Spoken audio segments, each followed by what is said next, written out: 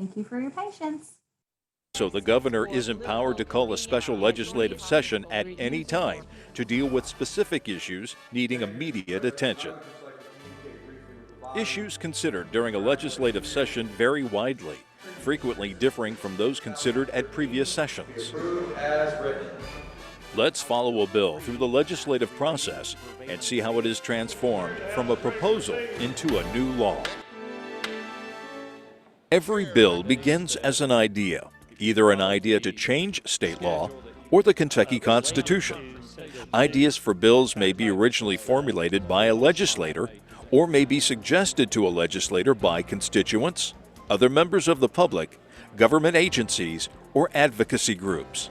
However, only a legislator may request that a bill be prepared, and only a legislator may introduce a bill for consideration. The staff of the Legislative Research Commission, the full-time staff of the General Assembly, prepares all bills in a form appropriate for introduction in close consultation with the sponsoring legislator. Before the bill is introduced, the staff ensures that the bill accurately reflects the sponsor's intent for the proposed change in the law. Finally, a legislator introducing a bill must deliver copies of it to the clerk of the House or the Senate, who then assigns it a number. Next, the bill is referred to an appropriate standing committee for consideration, and copies are printed for both legislators and the public. Standing committees meet weekly during the session. A copy of that schedule is displayed daily and is available to the public via the Internet. In the House, a list of bills which may be considered at a given standing committee meeting is posted at least 3 days prior to the meeting. A committee may meet several times before taking action on a bill. Interested parties are given an opportunity to comment on the legislation, and in the case of an especially controversial bill, the committee may schedule a public hearing on the bill. If a committee chooses, it may change or amend the bill before sending it to the floor for consideration. More than 1,000 bills can be introduced during a legislative session. Of those introduced, about 1/3 are approved by committees and considered by the full House or Senate. When a bill reaches the floor, it is given 2 readings, by title only, before the lawmakers. The measure is then sent to the Rules Committee, which may place the bill on the orders of the day for approval or refer it back to a committee for further consideration. Once a bill is posted for passage on the floor, any member may offer amendments, which must be voted on before the bill itself is considered. When the bill is posted for passage, a member, usually the primary sponsor, explains the bill. Other members may ask questions and discuss the legislation. When the time to vote arrives, House members record their votes on an electronic voting board. In the Senate, which has fewer members, voting is done by roll call. Senator Kerr. If approved by one chamber, the proposed legislation must go to the other body, where the entire process is repeated. If a chamber makes changes to a bill that has already been approved by the other chamber, then it must go back to the originating chamber to see if members there will concur with the changes. If the original chamber does not agree with the changes and the other body refuses to withdraw the change, a conference committee of members of both houses may be appointed to try to reach a compromise. When both chambers have approved a bill, it then goes to the governor, who may sign it into law, let it become law without signing it, or veto it. If vetoed, the bill does not become law unless a constitutional majority of each chamber votes to override the veto. Most bills become effective 90 days after completion of the legislative session. However, if the measure contains an emergency clause, it becomes effective upon the approval of the governor. In addition to lawmakers, a legislative session draws many others to Frankfort, including reporters from news organizations around the state and legislative agents or lobbyists who represent special interest groups. Legislative agents are required by law to register with the Legislative Ethics Commission. You are invited to visit the legislature when it is in session. Visitors may watch the action from the galleries above each chamber. Thousands of Kentuckians are able to view the proceedings on Kentucky Educational Television, which broadcasts floor action in both chambers and committee meetings. Meetings are also available on the KET website, where meetings from past sessions are also archived. Bills that become law are recorded in the Kentucky Revised Statutes, which are updated after every session. When the General Assembly is not in session, its leaders continue to direct legislative activities through membership on the Legislative Research Commission. The leadership of the House and Senate is chosen by its members during an organizational session held during sessions in odd-numbered years. During the organizational session, members also make committee assignments as they begin studying issues likely to be considered during the next session. Legislation can only be passed during a session, but the process of fact-finding and study continues throughout the interim, the period between regular sessions. Lawmakers are assisted by the staff of the Legislative Research Commission, who research specific topics as directed by the General Assembly. Staff members assist lawmakers by drafting bills and providing administrative support for committees. In support of the General Assembly, the Legislative Research Commission prepares publications for both legislators and the general public, such as the Interim Legislative Record, a monthly newspaper published during the interim. The Interim Legislative Record contains news articles and minutes of interim committee meetings. If you would like more information about your Kentucky legislature, contact the Legislative Research Commission Office of Public Information, Room 23, Capitol Annex, Frankfort, Kentucky, 40601. You may leave a message for legislators by calling toll-free 1-800-372-7181. To obtain updated meeting schedules, call 1-800-633-9650 or visit the LRC's website at legislature.ky.gov. Okay, thank you for your patience. And a note for folks who might be watching this at a later date, I did forget to press record at the beginning, so what I'm going to do at the end is review a couple of the slides that were missed. So just hang in there. Once we get to the end, I'll wrap up and then throw in a few more slides. And as a reminder to some new folks who joined, if you have questions or comments, go ahead and put that in the chat anytime. And please remember to keep yourself muted unless you are unmuting and raising your hand and letting me know that you would like to say something verbally. Okay, so how can you keep up with things that are going on in Frankfort? Does anyone have any ideas that they would like to add in the chat?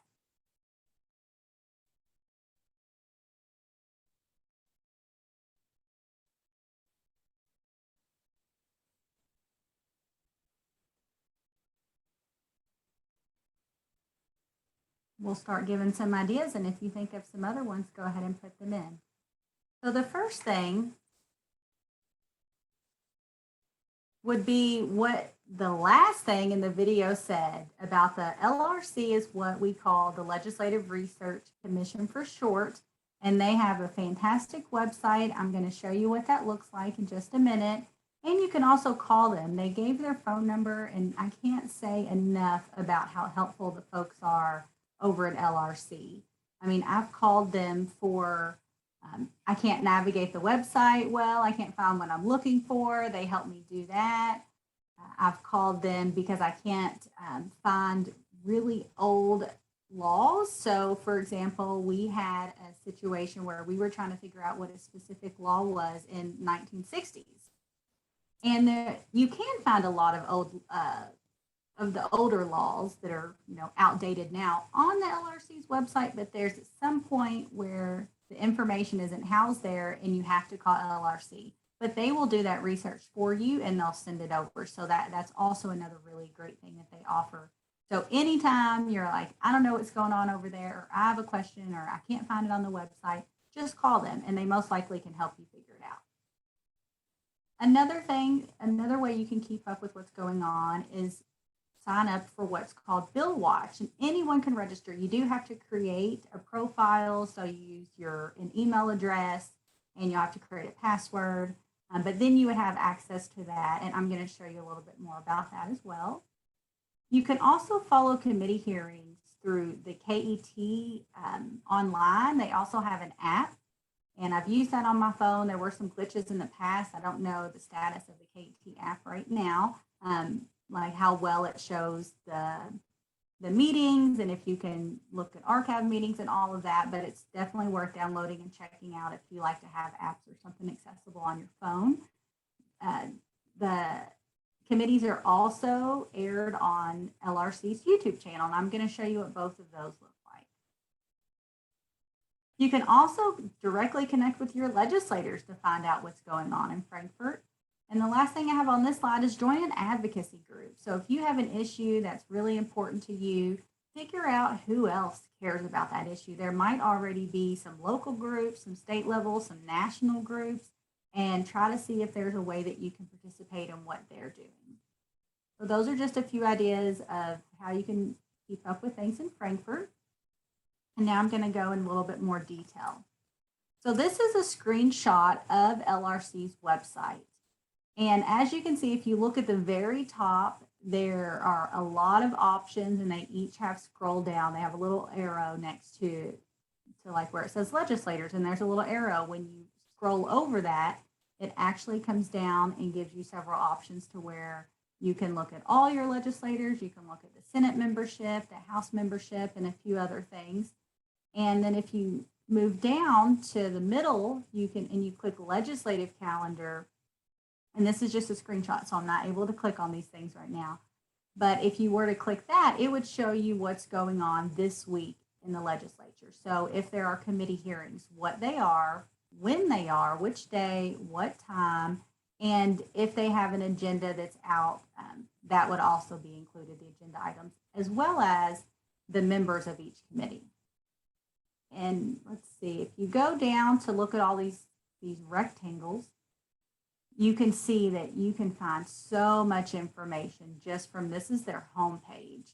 So when you go to schedules and calendars, for example, you can pull up when the new session starts in January 2022, you can pull up that calendar and you can see the day it starts, which days they're in session, which days they are off for a holiday, for example, and when is their last possible day.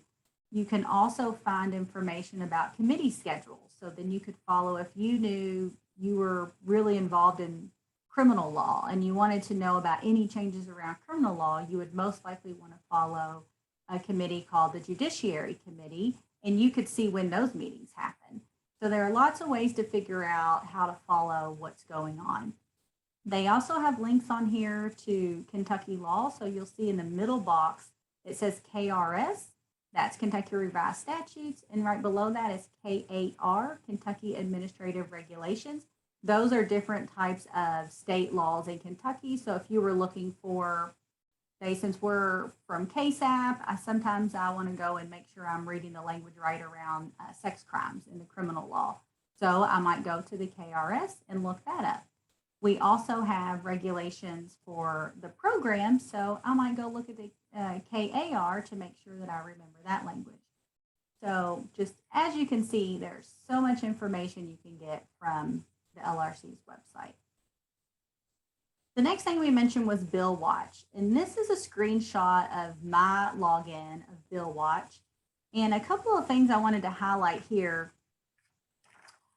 is the cool thing about Bill Watch is that you can set it up to receive notifications on new bills that are filed or changed or moved, and by a phrase or by words.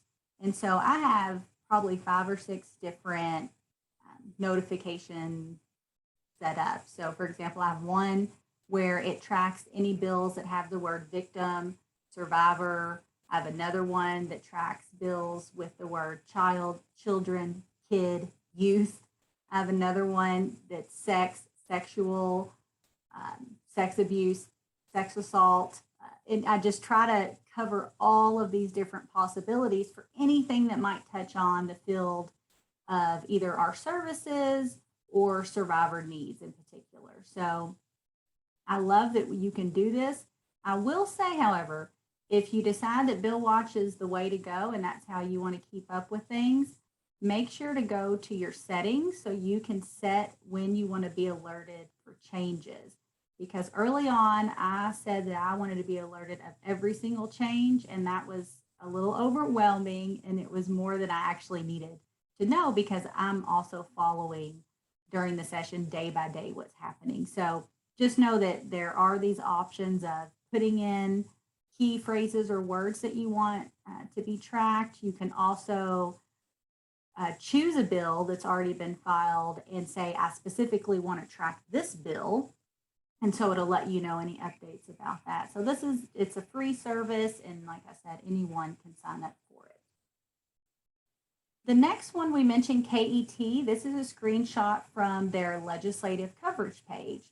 So if you wanted to watch either a live hearing that's being aired on KET, or you wanted to watch an older hearing that was aired, you can find archived coverage as well as live coverage.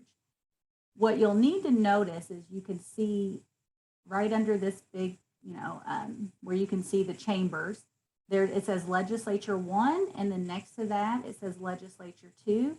You want to click on both of those, and that will clarify if they are recording in two different committee rooms at the same time, they have these two different streams that they might be using. So if you're looking for something that you think is being aired on this KET channel, make sure to check out both Legislature 1 and 2.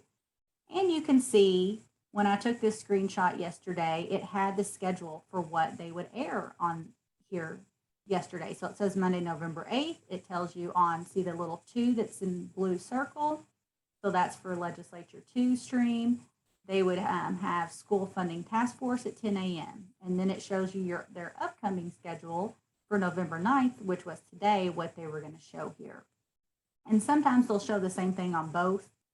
I've seen that happen as well. So if they don't have something scheduled that's different, a different committee for each Legislature 1 or 2 stream, you might see the same thing. And Laela, yes. we see the message line screen with a blue background. We aren't seeing the screenshots. Is that what you see here too? What do you see now? Same. I think it's the end of the video. Huh. Let me, what we're going to do? We're going to stop share. Thank you very much for letting me know, because that's a big deal. And we're going to get out here.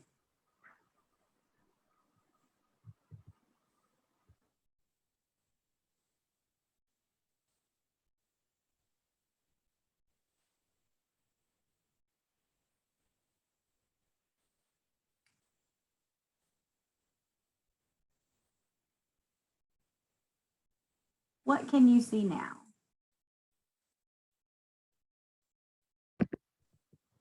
It doesn't look like you're sharing your screen, or it's not popping up.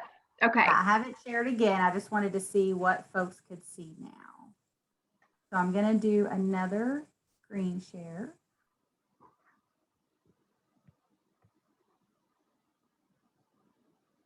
Give me 1 second. I played around with my display settings earlier, and I apologize if that might be causing me a problem.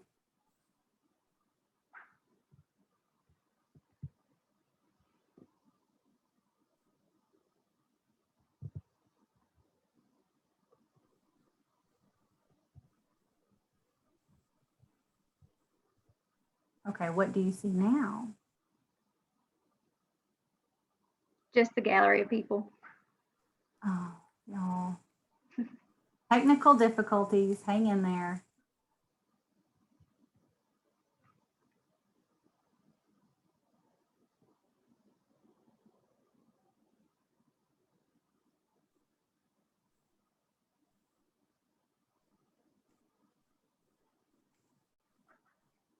What I might do is just try to navigate the websites if it lets me do that. But I'm having an issue with when I click on coming back to the Zoom page, it won't come up for me.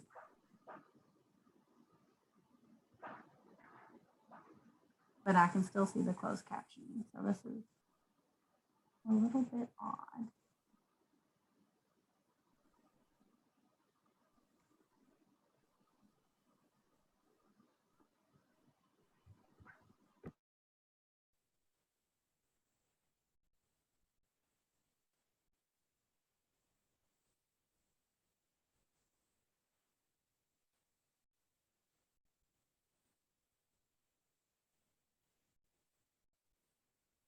It's not letting me come back to you all.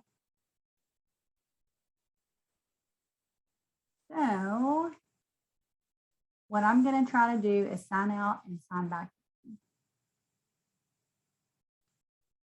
So just stay there and I'll be right back. At least I think so.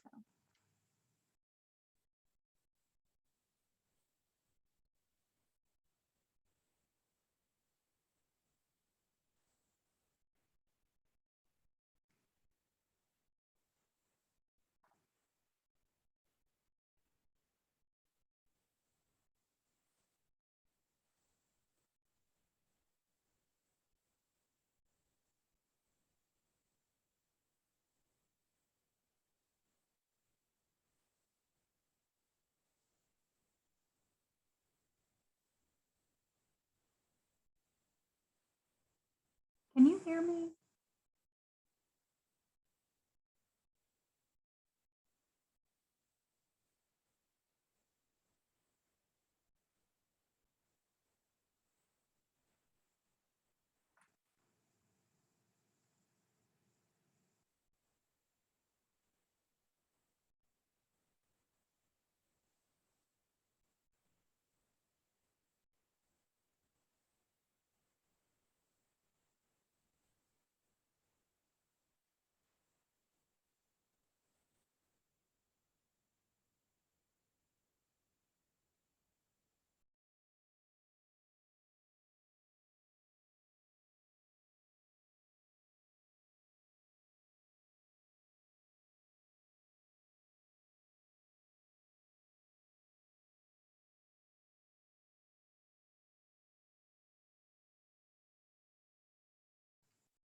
So thank you for your patience. Sorry about that. I can see that I'm on here twice. I'm not sure what's going on, but we're going to jump right back into it. Okay.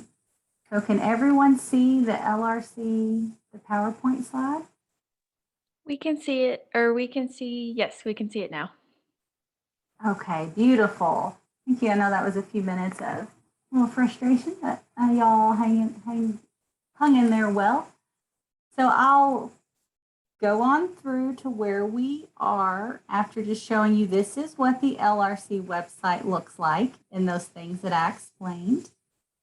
And then here's the Bill Watch screenshot as well. And you can see over on the right, on the far right, where it says recent new bill notifications, where you can see it says matching profile victim, matching profile sex abuse assault. Those were the things I mentioned about putting in the keywords that you want them to track. So now back to the actual KAT website. I'm not going to repeat everything because I know you could hear what I said. You just couldn't see what I was talking about.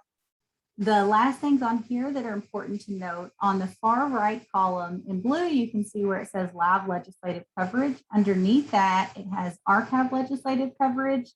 And that's where you can look up older ones that they record, older committee hearings that they recorded. Legislative extras and Supreme Court coverage, those are just some bonuses. But what you can't see down here are some featured programs. It doesn't go down, you can't scroll down here with the screenshot, but there are other shows that KET puts together that's really important information about what's going on at the legislature, including like hot topics. So they had one recently on abortion. They had a topic where they talked about how to address child abuse and child social services with DCP, the Department for the cabinet. I'm just going, I got thrown off a little bit. I apologize. So some of those are called Comment on Kentucky. There's also legislative updates that they have during the session. There's another show called Kentucky Tonight.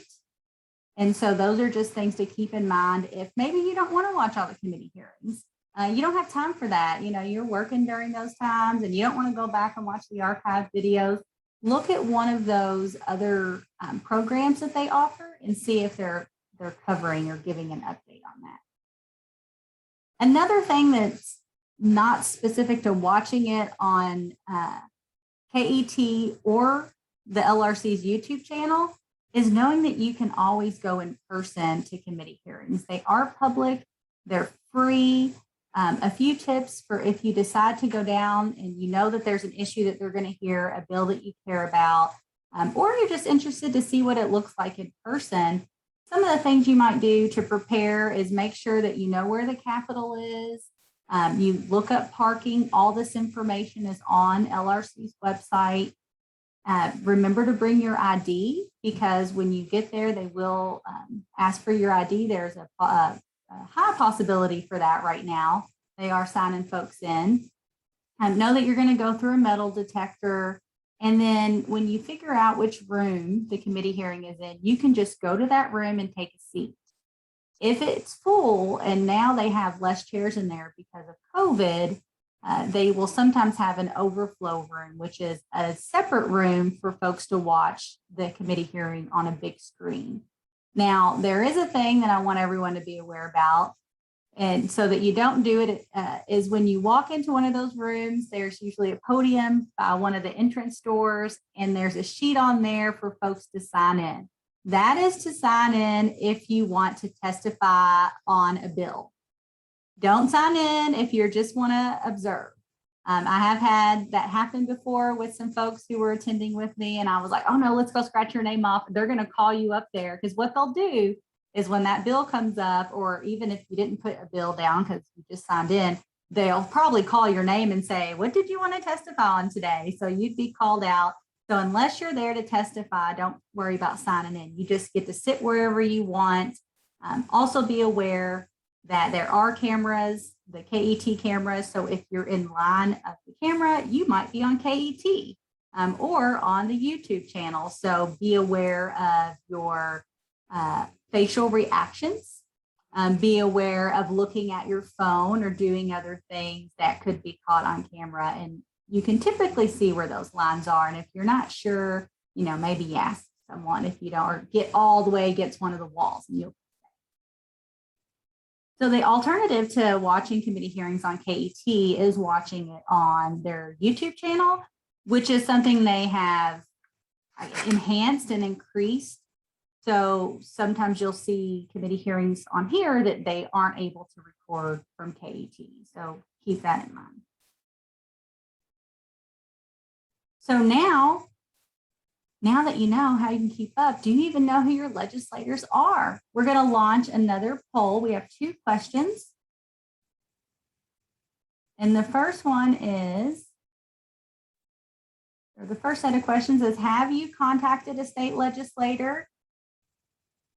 So yes, maybe 1 time, 2 to 10 times, more than 10 times. No, I haven't contacted my state legislators, but I have contacted my legislators serving in U.S. Congress.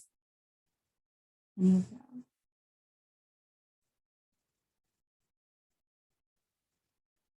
right, and it looks like the majority of folks have contacted at least 1 time, so that's awesome. And we've got some folks who've done it more than 10 times. Our next question is, can you name your legislators? Yes, no, maybe, or I can guess.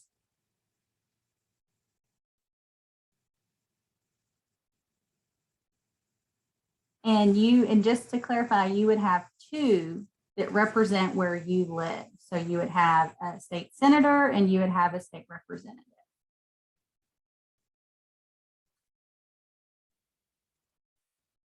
And it's okay if the answer is no, because we're going to go through that next. So we're about split. Some folks can name and some cannot. So that's great. And for folks who can, if you have any comments to make in the chat about what that contact looks like, or maybe it's your family member or friend. So of course you contacted them, you know, feel free to add anything. So if you don't know, or you just want to double check to find out, do I know who my folks are? The LRC website has a place for that as well.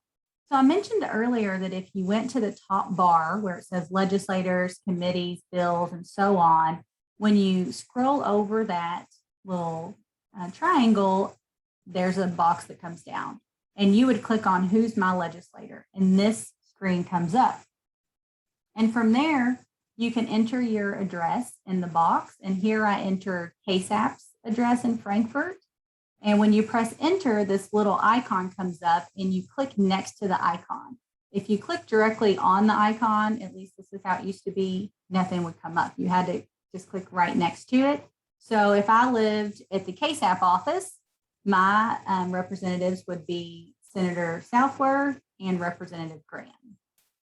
And additionally, where it says view bio page, if you click that, that will give you information a little bit about them. So some of their history, maybe what they do for a professional career, their education. It provides their contact information, which committees they're on, and if they hold any positions, like a leadership position or committee chair or co-chair, for example.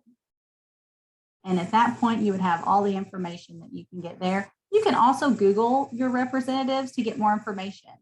I find that if you're able to find a campaign website that they posted, you'll get some information there. And if you just Google them, you might find out other things that could, and the reason why that might be important, let me clarify, would be because if you're reaching out to your legislator and you want to build a relationship, because that's key if you're trying to get something, either you don't like something or you want to see something pass, either on either side, or you just want to share about some needs in your community. Being able to have some point of connection. So maybe you went to the same university, right? And you find that out, or maybe you have a similar interest and you're both members of a specific organization. So just knowing that is I think a piece of research can take you a long way. And Amy? Yeah, and just one thing to add there too.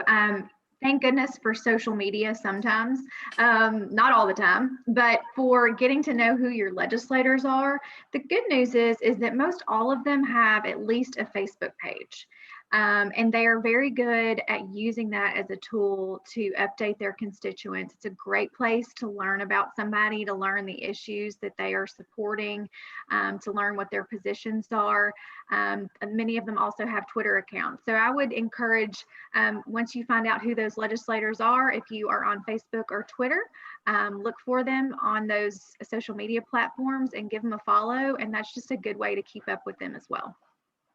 Great, and that's beautiful because we do follow our legislators in particular on Twitter more than Facebook, but now that it's like, well, everybody has Facebook, I see them posting a lot on Twitter. And so, yeah, great. And so our next one is, well, how can I contact my legislator? Does anyone have any ideas? You can put in the chat.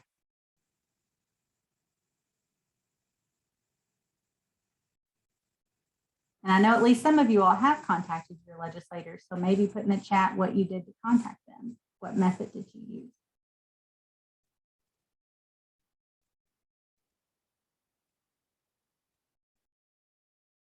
Email, that's a great one.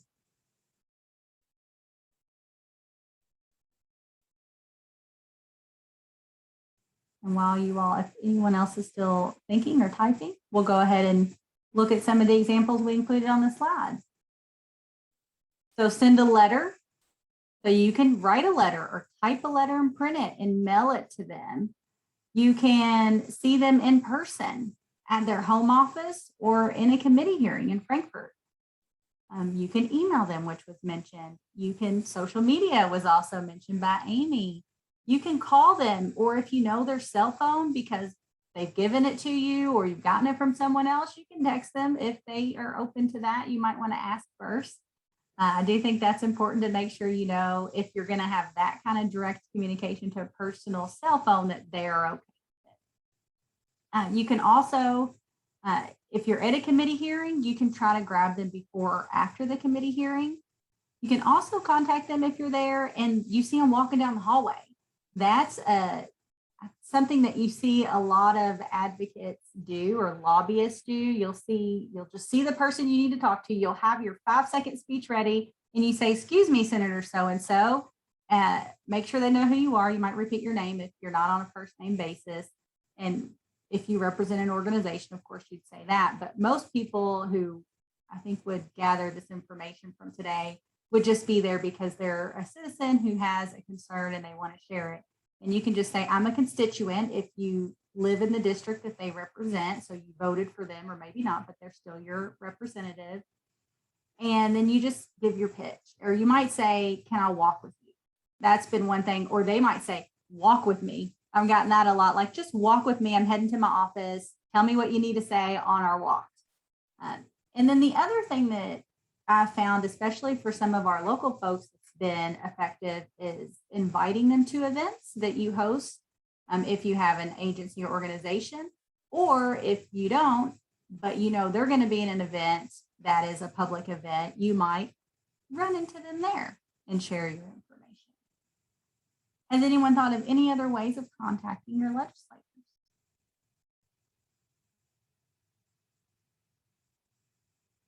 All right, so this is what we'll leave it at for now. All right, so now we're going to get to some of the good stuff. What are some tips if you want to advocate for an issue?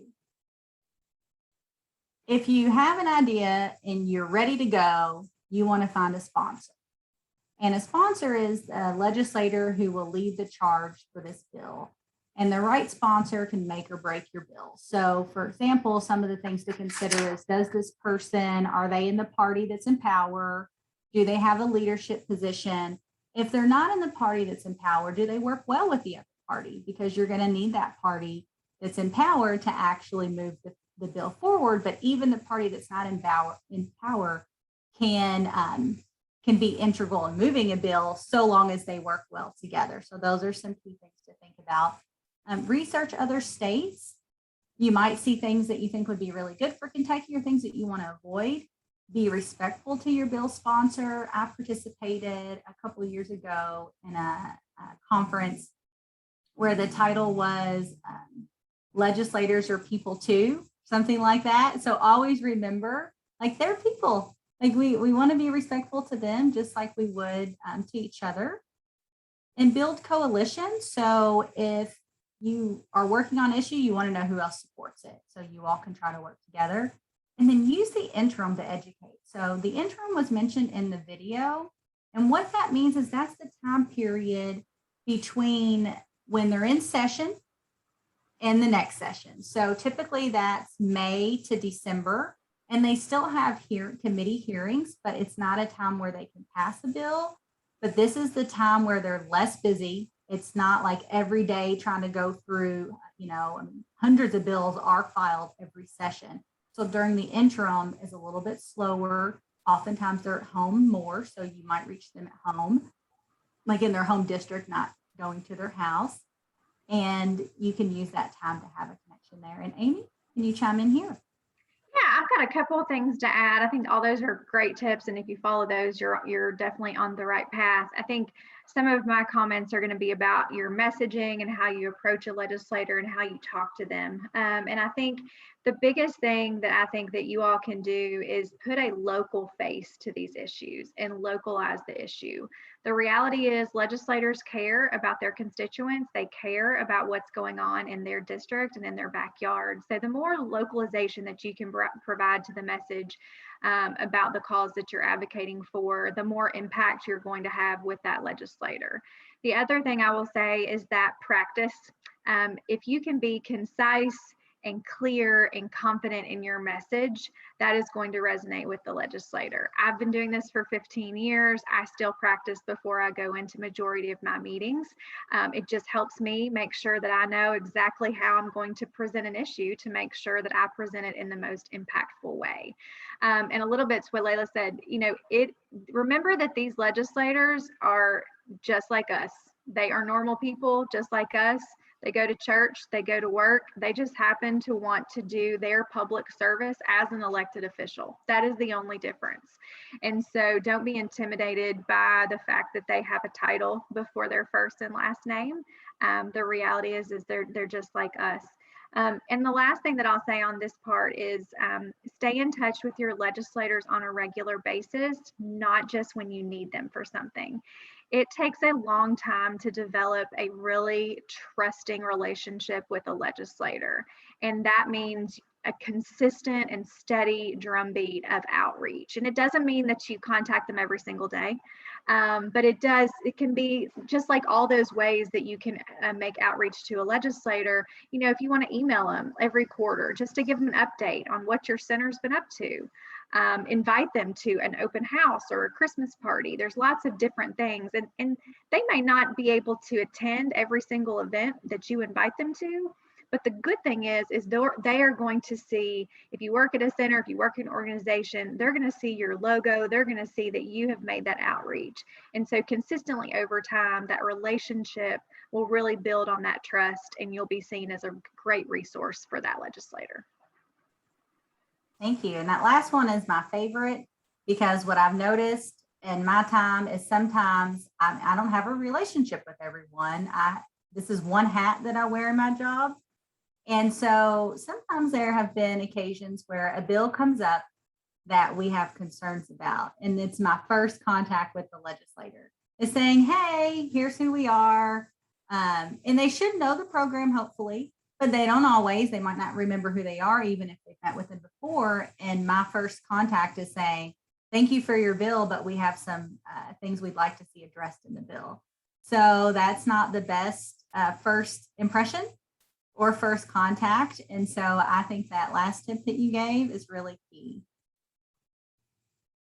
A couple of mistakes and challenges would be, I can add the one that I just said, if you don't already have a relationship. It's not a mistake that you reach out to say you want things to be changed or improved, but it does feel a little bit like a mistake if you haven't already built that relationship. There are 138 of them, and they do turn over with elections or retirements and other things. So it is hard to keep up with everyone, but when you're just focused on your two, that's a little bit more reasonable.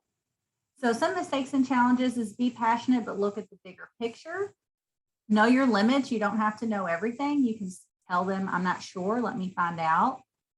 Know and try to talk to your opposition. You might be surprised to find out where you can align, but also it helps you to be prepared to talk about and address any concerns that they might have.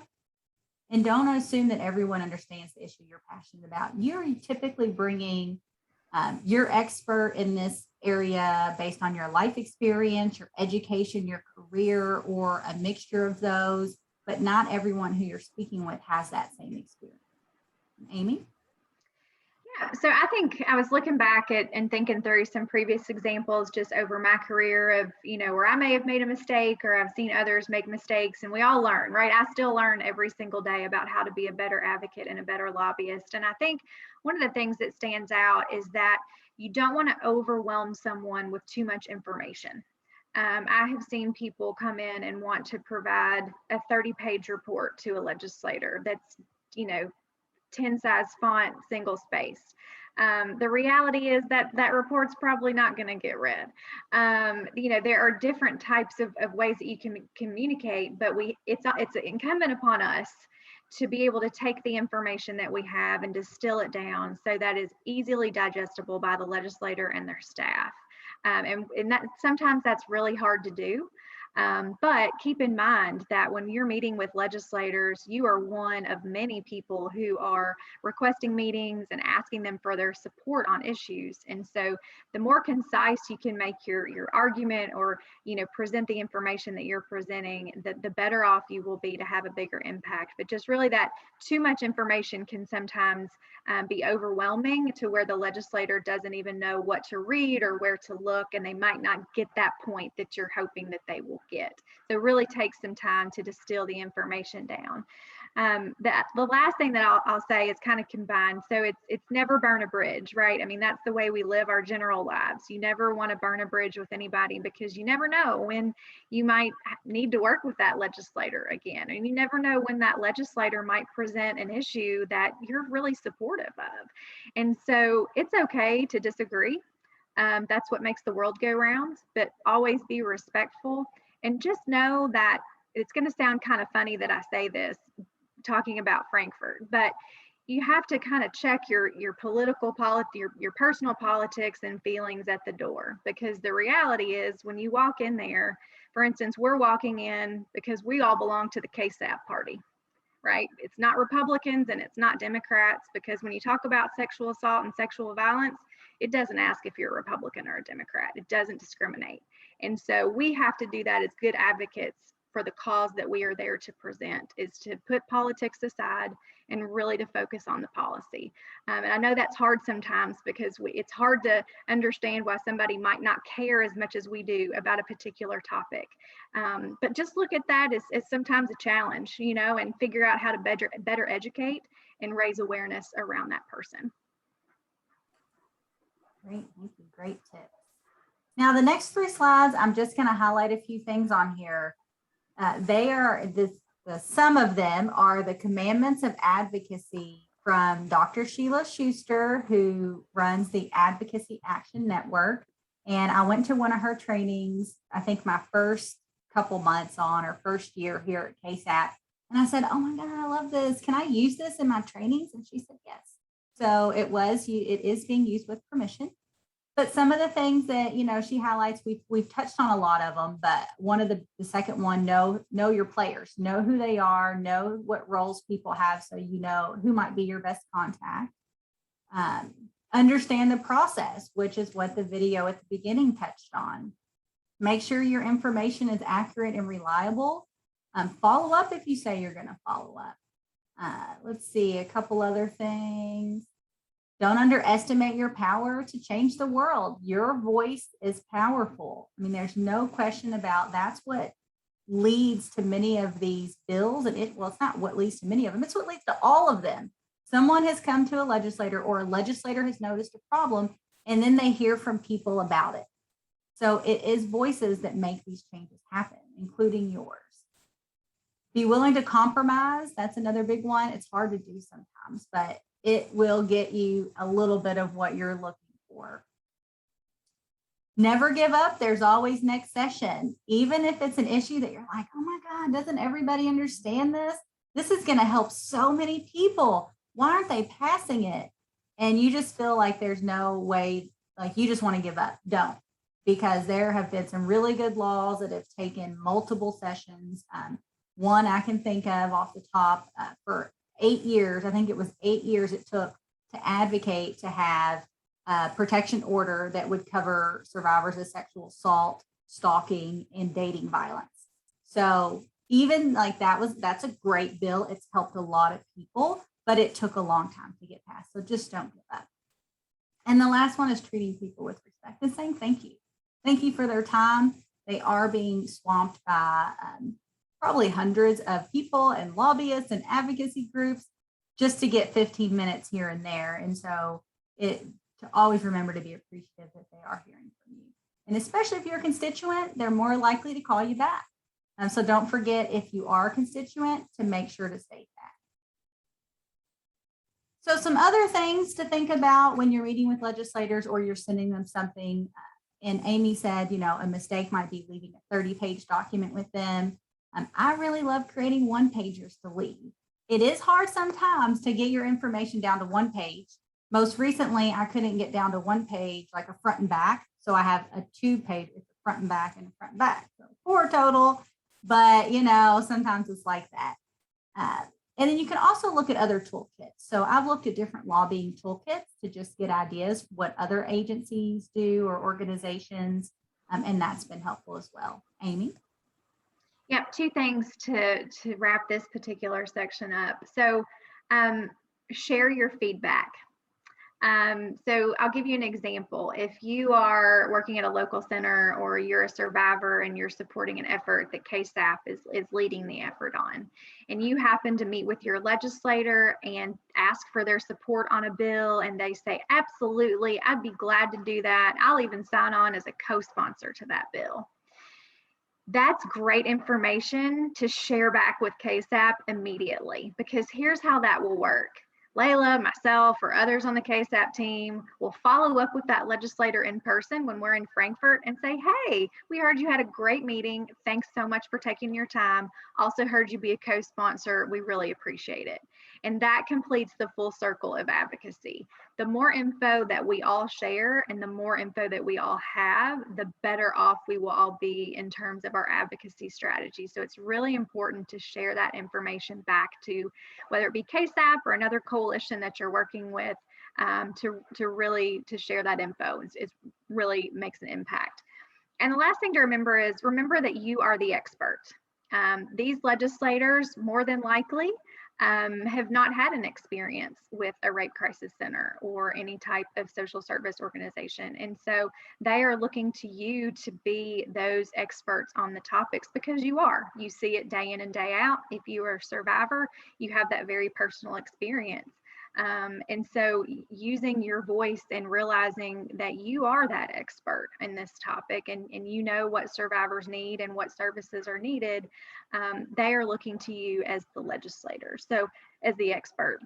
So just remember that. I know it's easy to get intimidated by the process because there's lots of rules in place and lots of people, and it can be, especially during session, it can be a very busy environment. But don't forget that you have that power to educate them, and they are looking to you as that expert.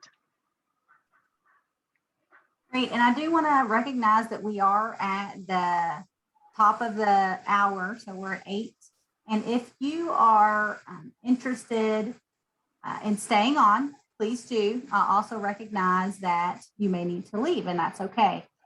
I will continue to the end. We have about 4 more slides, and due to the technical difficulties, I'm also going to go back, or that's what's taking time now, but then because I didn't start recording at the very beginning, at the end, I'm going to go back and wrap that up. So, but feel free to leave. So now you think, all right, I'm ready. I think I have something I want to talk about. So a couple of things to consider when you choose to speak out. As an individual, an employee, employer, as a person sharing a personal story, you really want to think about the pros and cons of who you speak to. Will it become public?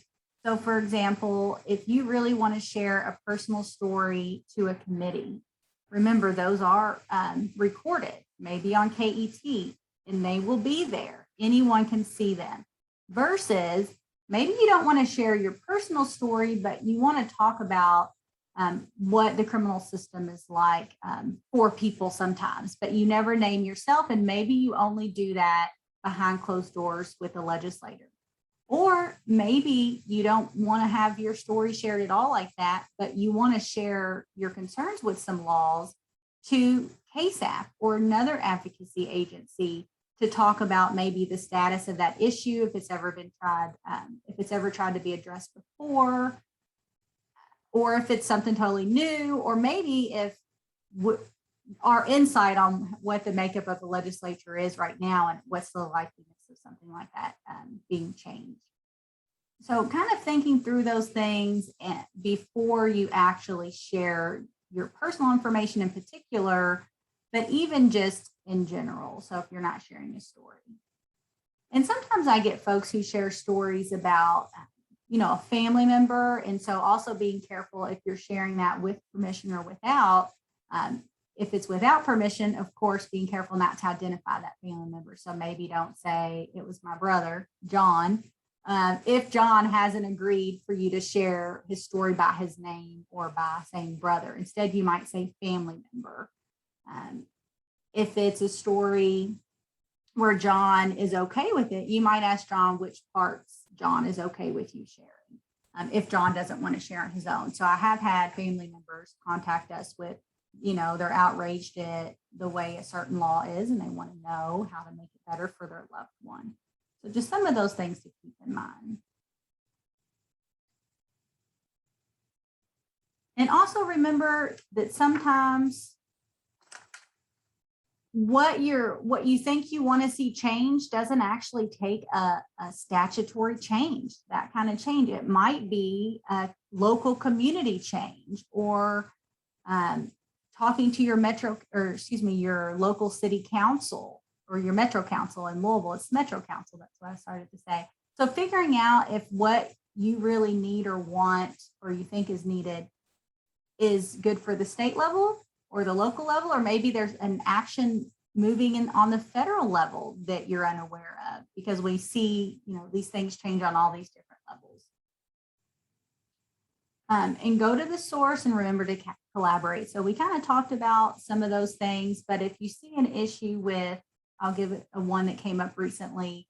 I was contacted by one of our programs about the VINE system. VINE is victim information and notification every day. And they were saying, my clients are having issues with it.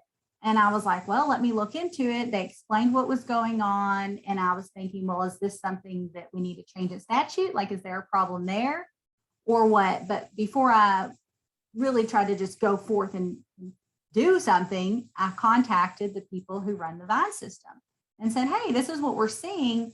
Let's look at we did pull out the statutes to figure out, is everything being abided by? The statute says that all the laws say. And then we talked about the process and some of the barriers that they are dealing with and what I could go back and tell our program to tell their client. And then I shared that information with all of our advocates to say, here's what's going on. So in that sense, the issue, sure, there could be some things that we might change in the law, but it really wasn't necessary right now. And I knew that because I went to one of the sources of where we could get more information. So this slide maybe should have been paired with the I'm ready to talk piece, because when a person decides to share parts of their story or someone else's story, the media will be there, but we want to remind folks that you have rights. This is the first and I think key piece, to tell a reporter, no, I don't want to talk to you. Like, thank you, but I don't have an interest in that. Or you can say, I'll talk to you about this, but not that. You can clarify which questions you're okay with them asking and what you're not. And so really being able to be empowered and set the parameters for what you're comfortable with. And if you don't know what those are, contacting KASAP and we can help you through with that as well. Or contact your local program if you'd like to do that. Another thing is to know that you can have privacy and you do have privacy, but again, being careful with what you share in any platform that could be public, especially at committee hearings.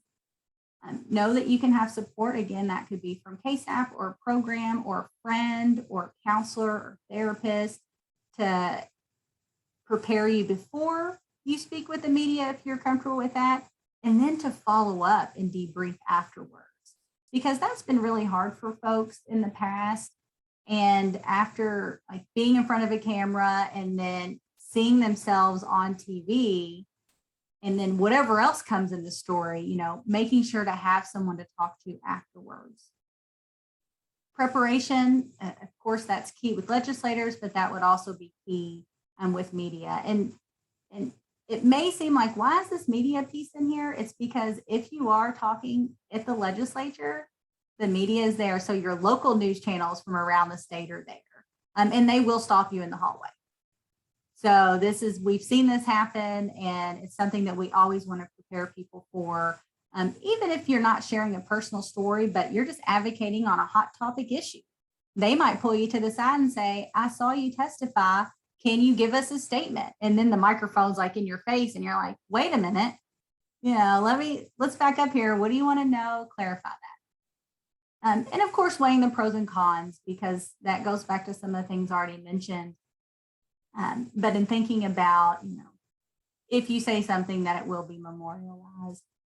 And then alternatives, that if you don't want to be the face of the issue. And a couple of those would be, asking someone else to share your story in the pieces that you're comfortable, doing some other behind the scene things. So you could send letters, you might do an email. I mean, you might not want your face, but you want your voice to be heard, and there are ways to do that. And so that brings us to the end. If you have questions, please put those in the chat. And I want to let everyone know that we have the 2 upcoming webinars, hopefully with no technical difficulties. Next Tuesday on the 16th, We're going to review KASAP sexual assault and abuse public policy document. We're also going to look at the National Survivors Agenda policy. And there are a couple others that we're going to include just so that you all can get an understanding of what the different issues that survivors are saying that they want and need to be addressed. And I'll talk about from those issues what Kentucky has done. And then on the 23rd, we have a Kentucky State Legislator panel. And currently we have 5 legislators signed up to attend, and that includes folks from the Senate and the House, as well as Republicans and Democrats. And hopefully they're going to be able to give us additional tips about what's worked when people have contacted them, what's not worked, and anything else that they can give us insider tips about. So we hope to see you there. It's going to be at the same time, 7 Eastern, 6 Central. Should have said that the other way around. 6 Central, 7 Eastern, the next 2 Tuesdays. And so thank you all for being here. And if you want to stay on to hear me say some of that stuff from the beginning, feel free to. Otherwise, I hope to see you all next Tuesday. And thank you so much. And thank you, Amy, especially for bringing your expertise. And I'm learning from you every day. So much appreciated. Thanks, everybody. Have a great night.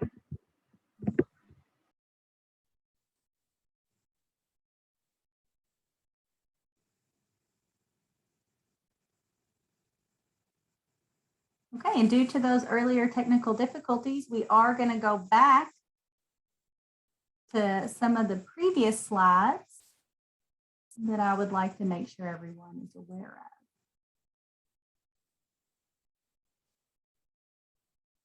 So this is the Legislative Advocacy Series that you just watched, part 1, with myself, Laela, Kashan, she, her pronouns. I'm the staff attorney at the Kentucky Association of Sexual Assault Programs. And our guest today was Amy Wickliffe, who is a partner and lobbyist at McCarthy Strategic Solutions. This webinar series is being hosted by the Kentucky Association of Sexual Assault Programs, and we call ourselves KASAP for short. And I wanted to tell you all a little bit about what we do. KASAP is the statewide coalition for the sexual assault programs in Kentucky. At the state level, we provide support to those local programs. We coordinate prevention efforts, and we advocate for changes in both policy and systems. And then the local programs, which you can see on this map here, there are 13 programs around the state that serve all 120 counties in Kentucky. And some of the programs that they offer, or the services that they offer for individuals who have been sexually assaulted or abused, as well as family and friends who might want services, are counseling and therapy, a 24/7 support line. They also show up to the hospital if someone arrives to the emergency department and says that they were sexually assaulted or abused, so that the advocate can be there to support them through any medical care that they choose to have. The programs can attend court, police meetings, or other legal meetings with clients for support. And they also provide some prevention programming in local schools. Another big thing is that they offer volunteer opportunities. So if you're someone who says, you know, I really care about this issue and I have some extra time and I want to volunteer for this cause, contact your local program and find out the types of volunteer opportunities that they might have, because they have some that are direct service and some that are behind the scenes. And so there's most likely a fit for you.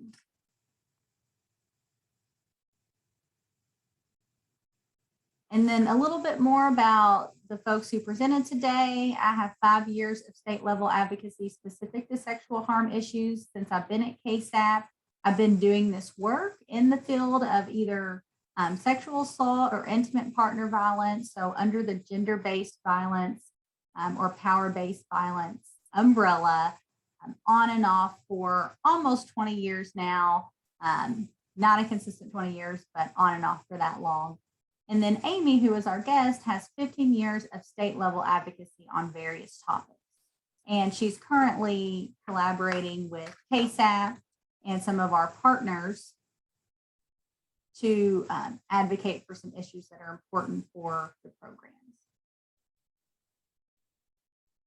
And then some of the things that we hope you learned today were know where to find and track legislative information, to be able to contact your legislators, and learn at least 3 tips to advocate for your issue. And then we'll end here. We did watch this video and we had started recording just a couple minutes in. If you want to see the entirety of this video, feel free to go to, I found it from the LRC's website, which is the Legislative Research Commission. And it's called, you can see, A Look at the Kentucky General Assembly. It is housed on YouTube, so you can also find it there. And in the future, if you all have any questions, you can always reach out to me at KASAP, and I'm going to give you my email is LKASHAN@KASAP.org. So feel free to contact me if you have follow-up questions about this webinar or any other issues connected to the field of sexual assault, abuse, and harassment. Thank you again, and take care.